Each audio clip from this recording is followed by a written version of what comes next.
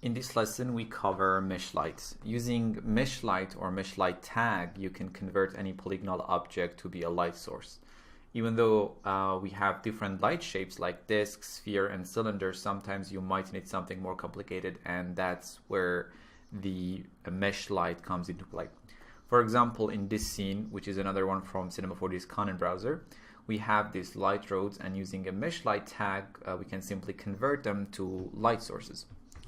First of all, let's run the IPR, and let me right click on this geometry named LightRoad01, C4D28 tags, and add a mesh light tag. Under the main tab, check the light visible option so we can see the light source itself, and let's increase its intensity to 3 and its exposure to 4. Now we have basically converted this mesh to be a light source.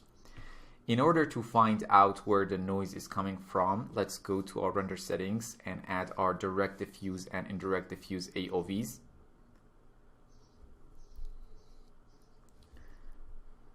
Let's control and drag the mesh light tag on the other geometries and let the IPR clean the render.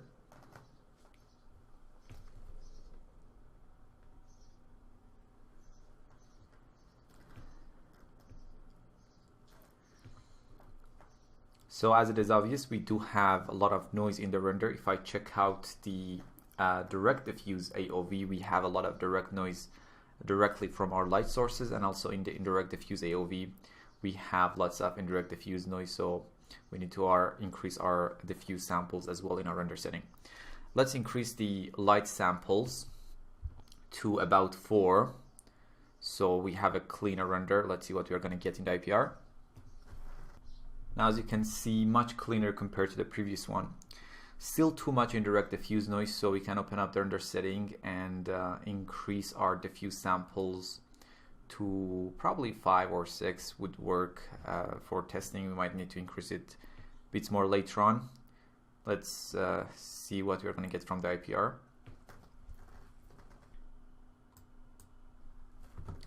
It's much cleaner, but we still might need to increase our sampling for the final render. Now let's get a bit artistic and use different color temperatures maybe for this light. So let me select the first tag. We can go to Detail tab, enable Use Color Temperature, and let's use a bluish tone like 10,800 for the,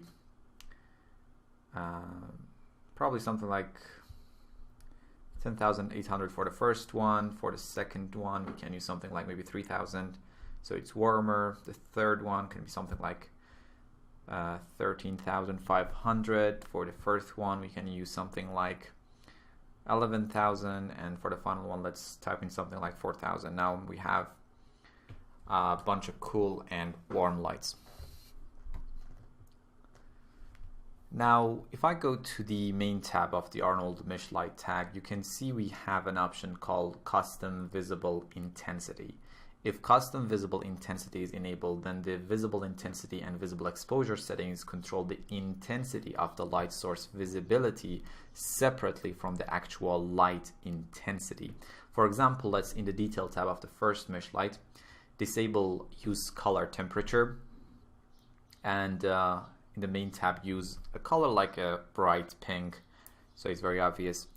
And now if I enable Custom Visible Intensity, we can control how the light source looks separately from how it affects the scene illumination. So if I want to see the pink light source itself more obviously, I can use lower intensity and vice versa.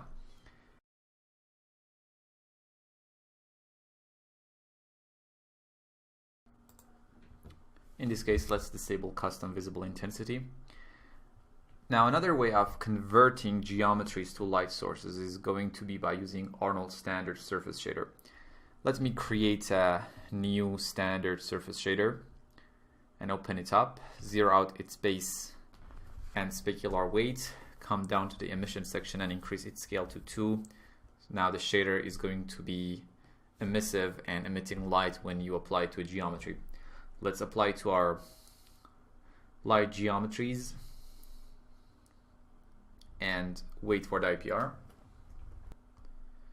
This is going to be the result with diffuse sample set to 5. You can see we have a noisier result compared to using mesh light tag. Also, when you use the shader method, you are not going to get any indirect illumination. So to sum up, if you want to convert a geometry to a light source, the best method is to always use the Arnold mesh light tag, unless there is a very specific need, something very complex, you need to have a map and stuff like that. In that case, you can use the standard surface method, but normally using the mesh light or the mesh light tag is the way to go.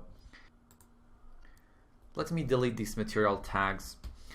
Also remember, you can achieve the same results by creating an Arnold mesh light and put your desired geometry in the mesh field of the light, which is under the main tab. Let me just create an Arnold mesh light, and let's use one of these light rods in the mesh field and increase the light intensity to something maybe like, I don't know, 3, 6, 4, and increase its exposure as well. And there you have it. It's the same results, but using mesh light tag is much more convenient, right? Just simply add a tag and you are done. You don't have to create a light and define a geometry. Just add the mesh light tag to your geometry and you have basically created an Arnold mesh light. Okay, so that's about mesh light, and in the next lesson we cover spotlight. See you there.